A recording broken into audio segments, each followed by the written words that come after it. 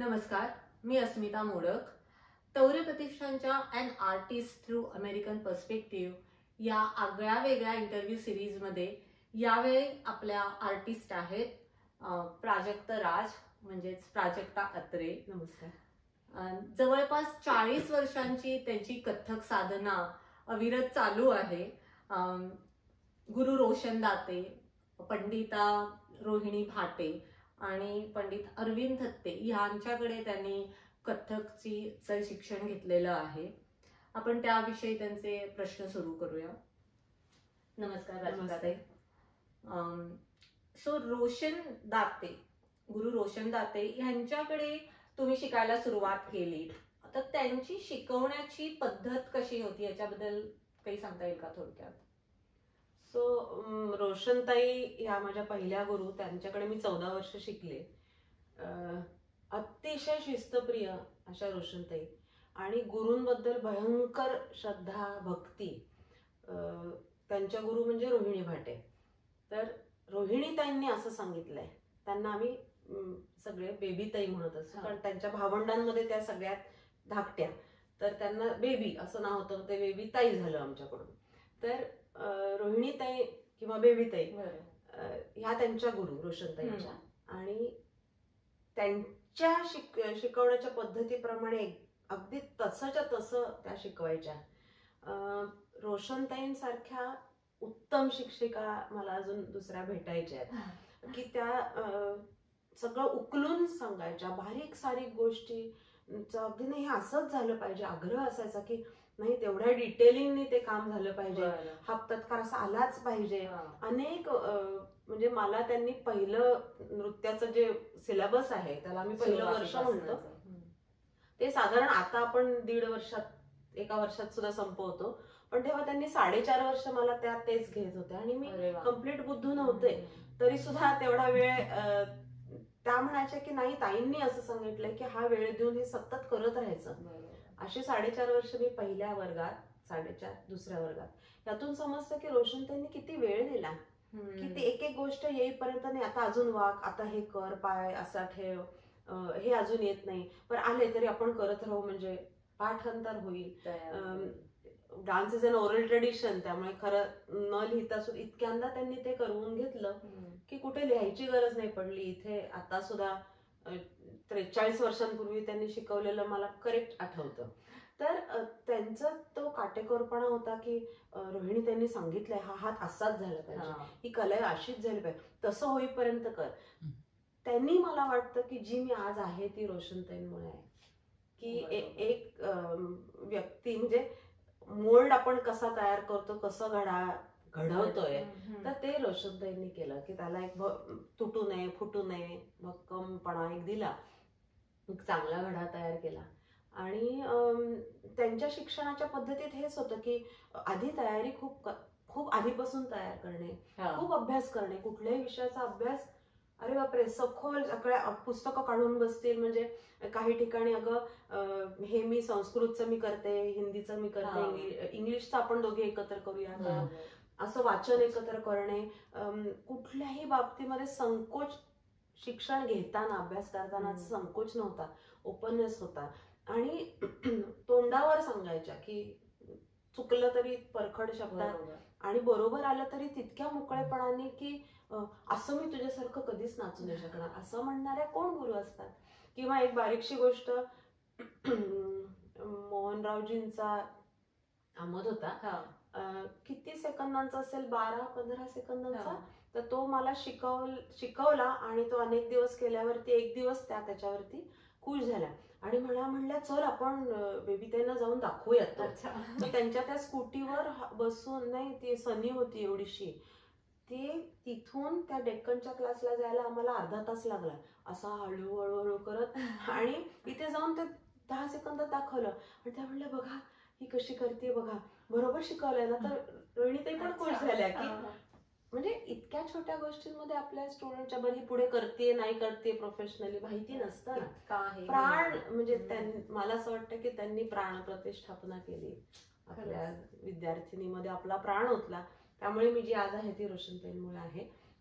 आणि एक तयार सुंदर घडा, भक्कम भक्कम, तुम्ही काही करा त्याला, तो फुटणार नाही असा एक तयार करून रोहिणीताईंच्या हातात दिला.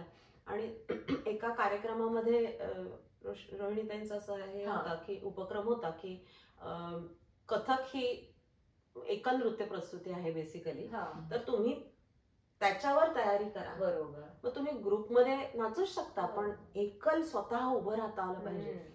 सो त्या उपक्रमात प्रत्येक क्लास, आमच्या क्लासमधल्या आज तिचा असा कार्यक्रम होता, त्यातला माझा जो होता. त्याच्यानंतर त्या म्हणाल्या की ही चांगली तयार झाली, तिने मास्टर्स करायला हरकत नाहीये कथकमध्ये, आणि विद्यापीठात त्यांच्याच हाताखाली ते होतं. तर रोशनताई खूप खुश झाल्या की आपल्या गुरूंनी आपल्या विद्यार्थिनीला सिलेक्ट केलं असं. तर म्हणजे हे पण बघा मोठेपणा की असं ते केल्यावर त्या इतक्या आनंदात होत्या. प्राजक्ता तू करच. आणि I was in two minds, आपल्याला झेपणार आहे का, बरं घरातून अलाउड असणार आहे का, तर नव्हतं. 2 वर्ष गेली माझी आणखीन. तर त्याच्यानंतर मी केलं. तर रोशनताईंचा हा मुलींच्या दृष्टीने विचार करणं, सगळं देत राहणं, आणि खूप अभ्यास केल्याशिवाय काही न मांडणं, वेळेच्या आधी कितीतरी आधी तयार करून फिनिश्ड काम आहे रोशनताईंचं. कुठेही चुकत नाहीत, जास्तीचा वेळ घेत नाहीत, आणि निसर्गाचं प्रेम. त्यामुळे सतत ऑब्झर्व करा तुम्ही. बरोबर.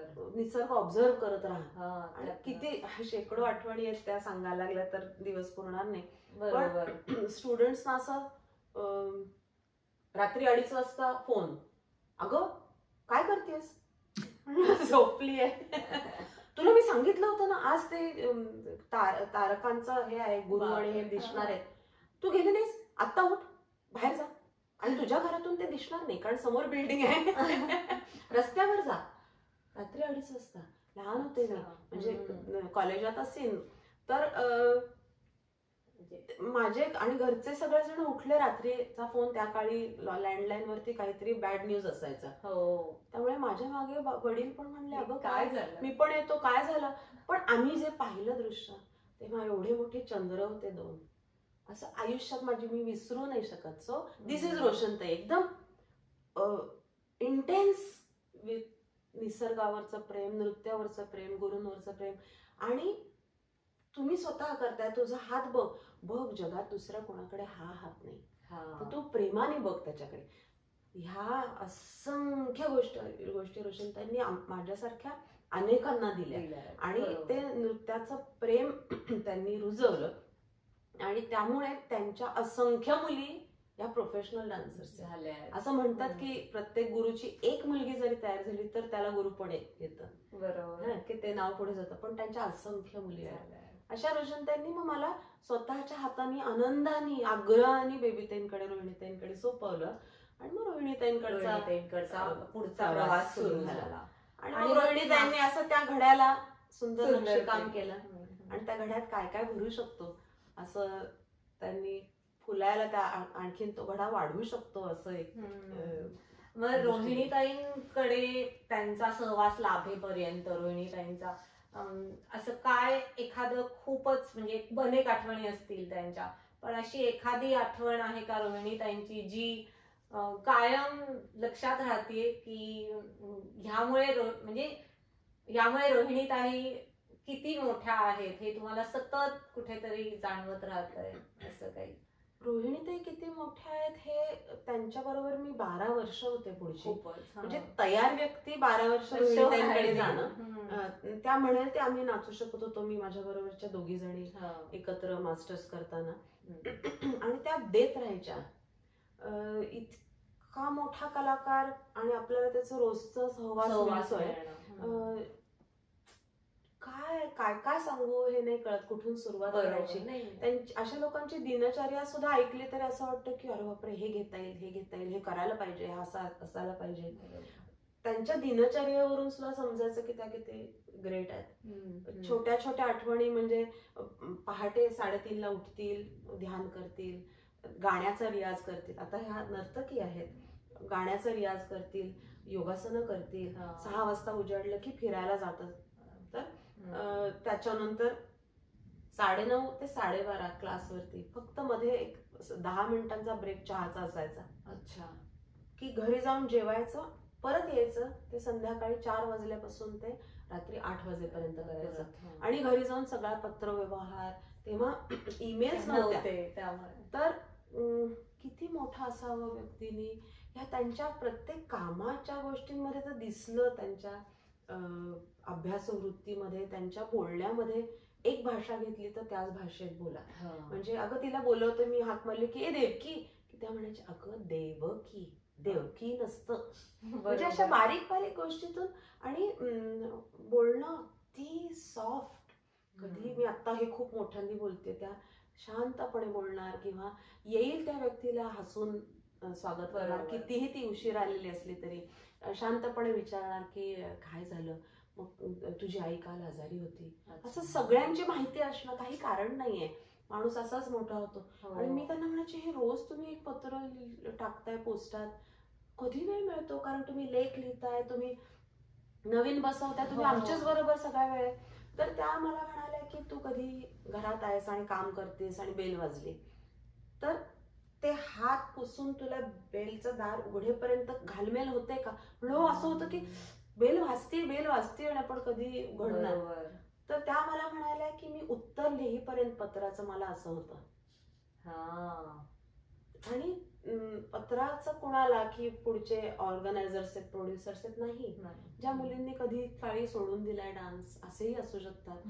ज्यांनी कधीतरी भेटलेत त्यांना आणि कार्यक्रम बघून उत्साहित, प्रोत्साहित किंवा प्रेरणा त्यांना मिळाली, अगदी साधे लोक, त्या सगळ्यांना पत्रव्यवहार करायच्या, काही लेखी द्यायच्या. त्या म्हणायच्या सतत लिहायला पाहिजे, तुम्ही लिहायला पाहिजे, तुमचे काय विचार आहेत ते लिहायला पाहिजे.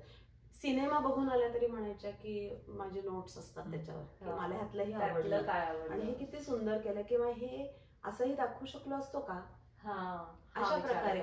किंवा त्यांच्यात आणि माझ्यात 49 वर्षांचं अंतर होतं, पण म्हणजे आम्ही आपलं तेच ते आपलं नेहमीच जीवन आपण जगतो आणि आपण किती बिझी होत असं आपल्याला वाटतं. ती व्यक्ती किती बिझी होती हे आम्ही डोळ्यांनी पाहिलं. पण त्याच म्हणायचे, ए अगं ते नवीन नाटक आलंय, मी चालले, तुम्हाला कोणाला यायचंय? अच्छा. म्हणजे 70-75 वर्षी व्यक्तीकडे हा उत्साह. त्या म्हणायचे की पुण्यात आलेला कुठलाही गायन, नर्तन, वादन किंवा कुठल्याही मोठ्या व्यक्तीचं भाषण मी कधीही मिस नाही केलं. मी आवर्जून जात होते आणि मी सगळं करून जात होते. तर तुम्ही जा. तर ते अशा गोष्टी शिकण्यासारख्या आहेत खरंच. किंवा प्रश्न विचारताना काही असेल तर आमच्याकडे एक बासरीवादक होते, सोमण सर. ते खूप वाचन अवांतर होतं, ह्यांचंही होतं, पण काही विचारताना सोमण सर लहान होते त्यांच्यापेक्षा, पण सगळ्यांशी आदराने बोलून की सर हे आपण बोलतोय ह्याचं तुम्हाला काय वाटतं, असं घेणं. एक वेळेला असं झालं होतं की त्यांच्यापेक्षा सिनियर एक सारंगी वादक मधुभाऊ खाडीलकर होते, अतिशय प्रेमळ, कधीही रागवायचे नाही. आणि मग नवीन तरुण तबला वादक उशिरा यायचे, तर ते एकदा म्हणाले की हे काय रोज बेबीताई रोज उशीर करतात, त्यांना समजत नाही की किती मोठ्या कलाकार तुम्ही वचला तिथे, सगळ्यांचा वेळ जातो, सगळ्या मुली थांबल्यात, तर त्यांना समजायला नको का मी उद्यापासून नाहीच येणार आहे, कारण तास तास लेट, आणि हे त्याच्या आधी येणार, वेळेच्या आधी. तर त्या म्हणाल्या हो खरेच मधुभाऊ सॉरी, तुम्ही ना उद्या नकाच येऊ वेळेवर, तुम्ही उशिरा या, थोडे एक अर्धा-एक तास उशिरा या तुम्ही, मी मात्र वेळेवर येईन. दुसऱ्या दिवशी दोघेही वेळेच्या आधी. अरे वा, हे खूपच. मला म्हणायचं की कार्यक्रमाची वेळ दिलेली असते आणि आधीचीच लोक कितीही वेळ घेतात. तर ह्या दिसतंय की आता आपला ऑलरेडी 1.5 तास लेट आहे, पण त्यांना जर 7:40 ची वेळ दिली तर त्या 7:40च्या आधी 7:15ला तयार, वॉर्मअप करून. तर आम्ही सांगायचो टेक इट इझी, कारण अजून उशीर नाही, पण मला दिलेल्या वेळेत तयार होणार. आणि 40 मिनिटं दिली आहेत तर लोक सहज 1 तास नाचत होते, एवढ्या सिनियरांना कोण काय म्हणताय.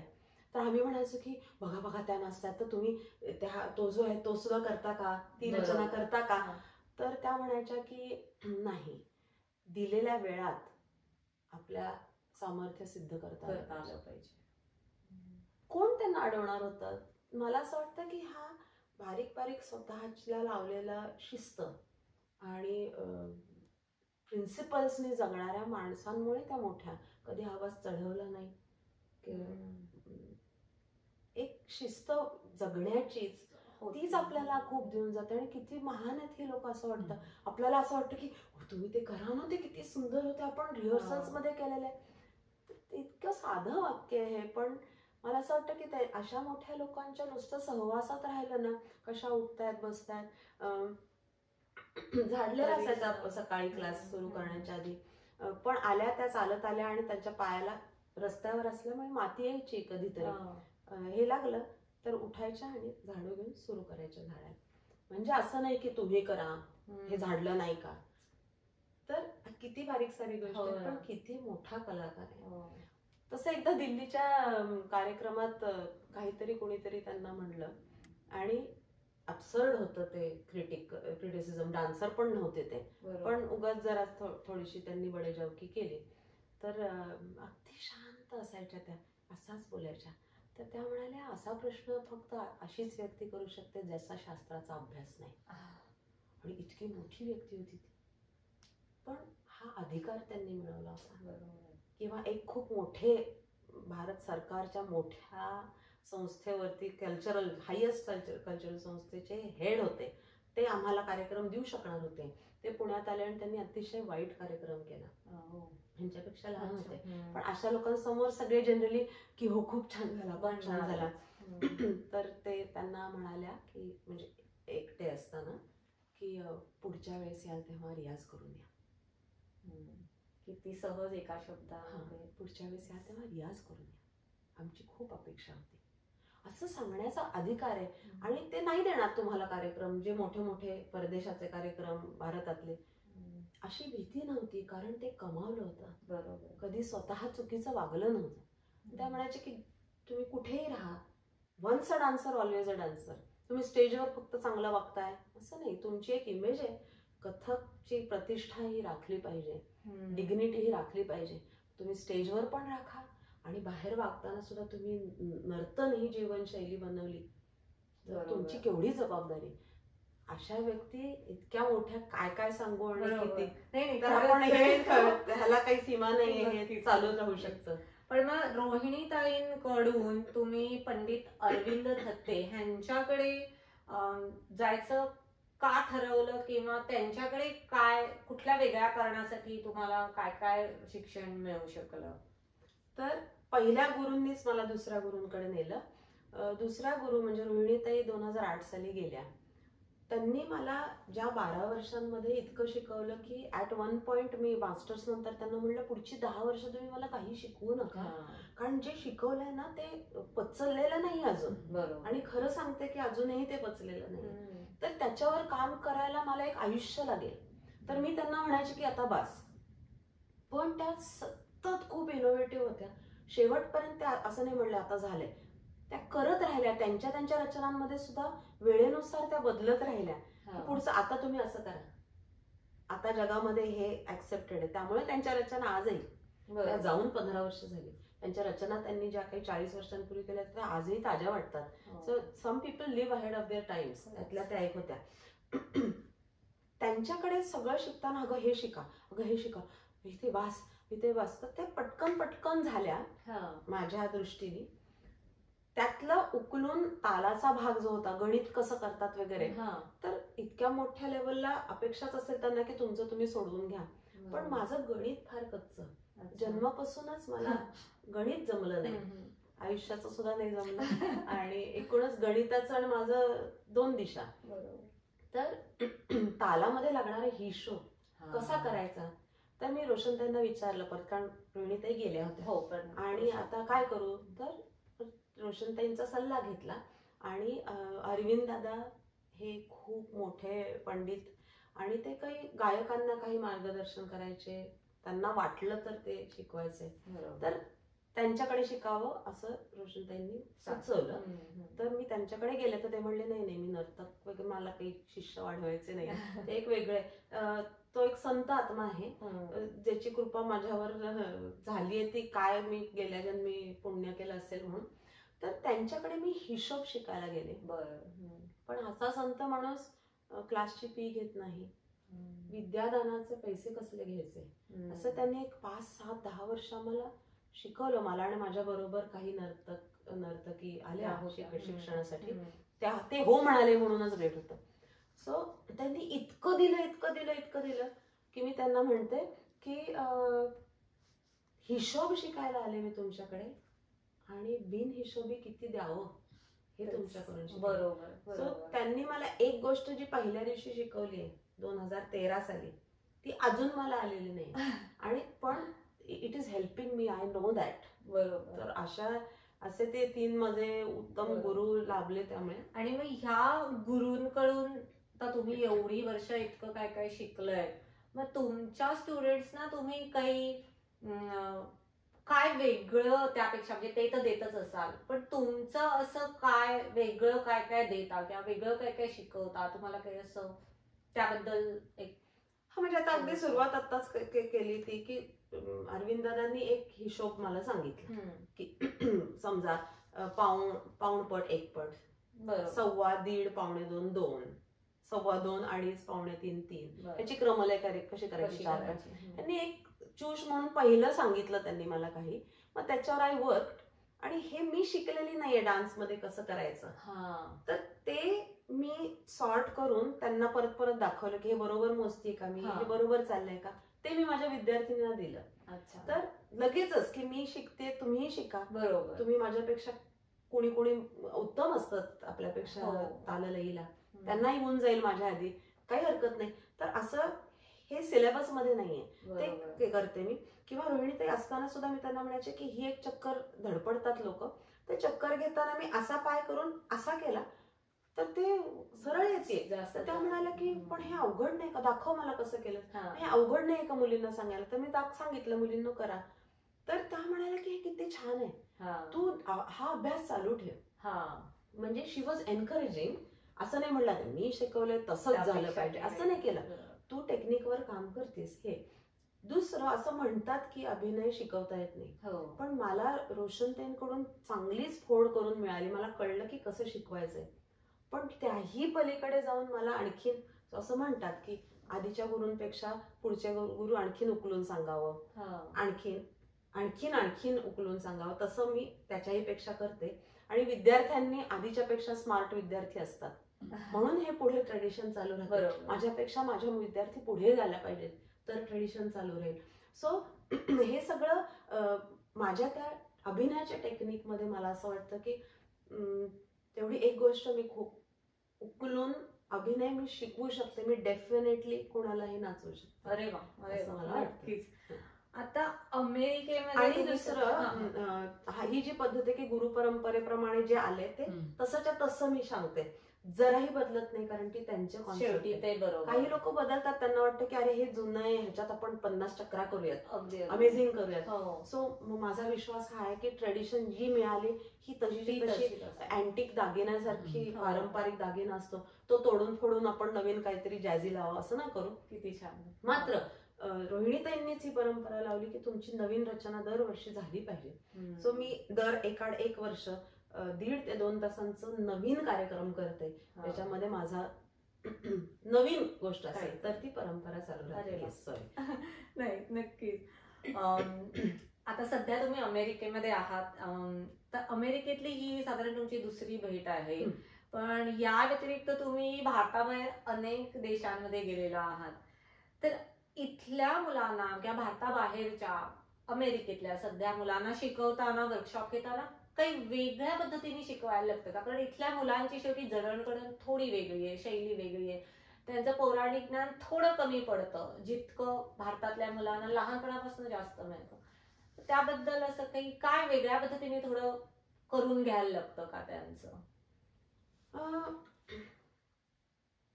भारतात जास्त एक्सपोजर आहे संस्कृतीला, पण तुम्ही पाहाल तर सगळ्या घरांमध्ये ते आपल्या पौराणिक कथा माहिती असतातच असं नाही. त्यामुळे प्रल्हाद हू असं भारतात सुद्धा ऐकायला मिळतं. ओके, तर तो मला फार फरक वाटत नाही. भारतात मात्र आपण सगळेच जण जे ओरिजिनली भारतात तो ते बोलताना सुद्धा आता तुम्ही असं करताय, ते अमेरिकेत कमी दिसतं, युरोपमध्ये कमी दिसतं. की लोक पण मला कार्यक्रमानंतर म्हणतात की तुम्ही हे केवढं साधं बोलताना सुद्धा तुम्ही असं कराल, तर ते असं नाही करणार. हो, मला कार्यक्रम खूप आवडला. किंवा भयंकर मला प्रॉब्लेम वाटतोय, ते सेमच असतो, चेहरा शक्यतो बदलत नाही.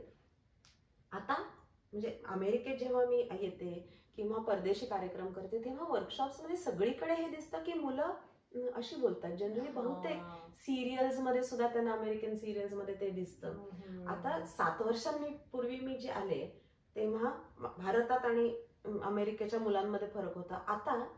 आता 7 वर्षांनी तीच ती पिढी दोन्हीकडे सेम दिसते मला. म्हणजे भारतात सुद्धा मुली होते. खूपच छान झाला कार्यक्रम, म्हणलं का हलव, चेहरा हलव, किंवा पडत जाताना हो वाव असं नाही, वाव, तर ओठ हलवत नाही. तर हा प्रॉब्लेम मला दिसतो जनरेशन वाईज असं वाटतं. तर तो अमेरिका आणि भारत असं नसून हा चॅलेंज मात्र इथल्या शिक्षकांना नक्की येत असेल की कसा भाव शिकवावा, की तो होत नाही, तो एक्सप्रेसच करत नाहीत मुलं. मला ऍक्च्युली शिकायचं आहे की जरा स्थितप्रज्ञ राहून फार आपल्या भावना नाही सगळ्यांना दाखवू. म्हणजे मला शिकायला आवडेल मुलांकडून ते. पण जेव्हा आपण परफॉर्मिंग आर्ट करतो, you are trying to relate and you are trying to share something with your expressions, your hands.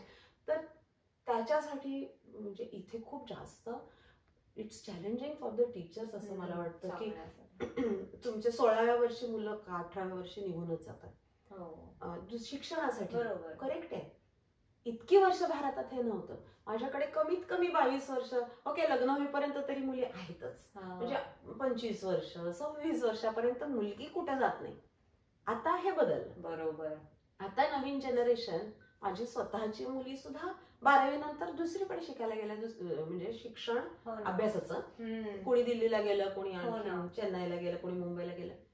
तर I am facing the same problem. आणि मग मला हे तेव्हाही समजत होतं, पण आता आणखीन समजतं की आपण प्राण ओततोय मुलींमध्ये, पण हे करणार नाही आहेत पुढे. पण इट्स ओके, मला आता ते ऍक्सेप्ट करावं लागतं. कला कुठेही चालू ठेवणं, भारतीय संस्कृतीतली कुठलीही कला ही खूप अवघड आहे. त्याला पेशन्स लागतो आणि त्याला अनेक वर्ष लागतात. क्विक फास्ट फूड नाही, असं नाही होणार. तर ते अवघड इथेही आणि तिथेही आहे.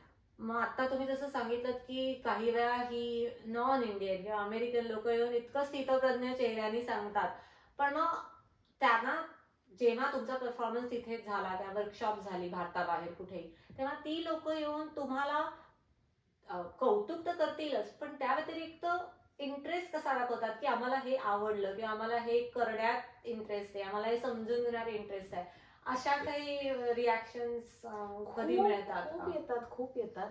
एक तर असं होतं की we have never seen anything like this. म्हणजे आपण आपल्यातल्या कुठल्याही डान्सर्सनी केलं संपूर्ण अमेरिकन समोर, संपूर्ण युरोपियन लोकांसमोर, आणि ते सांगून केली गोष्ट, तर त्यांना ती जेव्हा जास्त समजते तेव्हा त्यांना ते कमाल वाटते.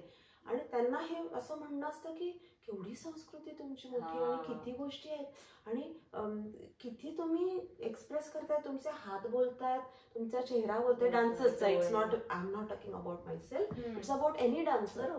तर आता ह्या दौऱ्यावर AAUW, American Association of University Women, तिथे फक्त अमेरिकन्स होते. तर ते म्हणाले की आम्हाला माहितीच नाहीये हे असं काही आहे. तर we are glad we got to see. आणि काही वृद्ध लोक होते, ते म्हणाले की आयुष्यात आत्ताच आम्हाला पाहायला मिळालं, आणि we don't know if will ever see this again. This was something exclusive, it was divine खरंच, आणि इट टच द हार्ट. तर त्यांना ती गंमत वाटली की त्या सॅड ह्याच्यामधून माझ्या डोळ्यात पाणी आलं आणि मला गुजबम्स आले. हे कसं झालं? तर मी त्यांना सांगायचा प्रयत्न करते की ह्याला म्हणतात सात्विक भाव. बरोबर. तर सात्विक जो माझ्या अंगात आणि तुमच्या अंगात, तुम्ही कारण तेवढे युअर ओपन, तेव्हाच ते होतं.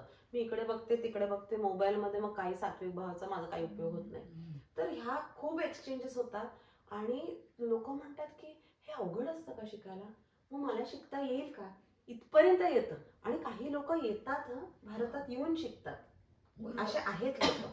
रोहिणीताईंचे तर स्टुडंट्स असे शिकून अनेक वर्ष, 5-7 वर्ष शिकून क्लासेस सुद्धा ते पुढे प्रमोट करतात विदाउट टेकिंग अ फी. जर्मनीमध्ये कॅरोलिन डॅसल म्हणून ती शिकवत राहते आणि काही फी घेत नाही त्याची. म्हणजे गुरूंनी दिलंय ते मी तुम्हाला देते, असं कोण करतं? खरंच, म्हणजे कोण करेल? आणि ती she is a film director, film line मधली आहे, पण ती नेटाने, आणि किती अवघड आहे. परदेशी मुलींनी परदेशी लोकांवर भारतीय संस्कृतीचं म्हणजे लाज सारखी छोटीशी गोष्ट सुद्धा एक्सप्लेन करायला अवघड जाते, त्या संस्कृतीच नाहीये. खरंच आहे. हा खूपच इंटरेस्टिंग अनुभव ऐकायला मिळालाय. मग अशा वेळी जसं तुम्ही जनरेशनचं सांगितलं, तर त्या जनरेशन मध्ये किंवा नॉन इंडियन लोकांसमोर काही फ्युजन करायचंय किंवा टॅप डान्स बरोबर किंवा फ्लॅमेंको बरोबर किंवा असं कधी काही विचार केला किंवा करायची संधी मिळाली किंवा काही असं केलं होतं का? हा, फ्युजन हा मुद्दा जरा थोडासा सेन्सिटिव्ह आहे क्लासिकल डान्सरसाठी. तर लोक काय करतात की आपलं कथक घेतात आणि एक वेगळं म्युझिक किंवा वेगळं आणि मग त्यांच्यासारखे नाचतात. माझ्या दृष्टीने फ्युजन हे आहे की मी माझंच काम करायचं, बरोबर, मी कथकच करायचं. त्या फ्रेमवर्क मध्ये इतकी पॉसिबिलिटी आहे, जी हस्त कसे असतात, पदन्यास असं असू शकतो, हे शास्त्र शिकल्यावर कळतं. तर रणीताई नेहमी म्हणायच्या की ती फ्रेमवर्क आहे, आपल्याला त्या फ्रेमवर्क मध्ये राहायचं आहे, पण ती इतकी मोठी आहे की तुम्ही शोधाल तितका स्कोप आहे. तुम्ही शास्त्राचा अभ्यास केल्यावर तुम्हाला ते सापडेल. तर फ्युजन करताना आपली वाट सोडायची नाहीये, बरोबर आहे. ते त्यांचं करतील, तुम्ही तुमचं करायचंय आणि मग तुम्ही काय करायचं ते करायचंय. म्हणजे कथक मधून एकदम मी फ्लेमेंकोच नाचायला लागले, दॅट इज नॉट फ्युजन, किंवा तिने माझं करावं हे अपेक्षित नाही. तर एक flamenco dancer, Spanish flamenco dancer बरोबर तिच्या एका अल्बम साठी मी केलं होतं आणि तेव्हा ती म्हणली होती मला हे म्युझिक खूप आवडतं आणि वेस्टर्न आहे पण त्याच्यामध्ये ओम आहे, असं आहे, सोहम असं होतं, तर तू त्याच्यावर कोरिओग्राफ करशील का? आणि आय विल कोरिओग्राफ अकॉर्डिंगली. तर मग मी ठरवलं आणि ती कोरिओग्राफी केली आणि इट वेंट ऑफ व्हेरी वेल. छान झालं ते. असं करू शकतो. किंवा एक आणखीन डान्स बसवला जिथे साल्सा डान्सर्स त्यांचं करतात, म्हणजे fusion with salsa is not I dance salsa, बरोबर, हो ना, मी येते ते बाहेर गेले, मग ते आले, मग there was an interaction, there was a little story made. पण कथक कथकच करावं असं माझं मत. पण म्युझिक ते होतं बेसिकली. म्युझिक वेस्टर्न मध्ये तबला बरोबर पर्कशन इन्स्ट्रुमेंट्स वेस्टर्न होते, बरोबर.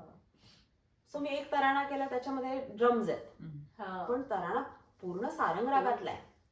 ते drums is to give a different flavour.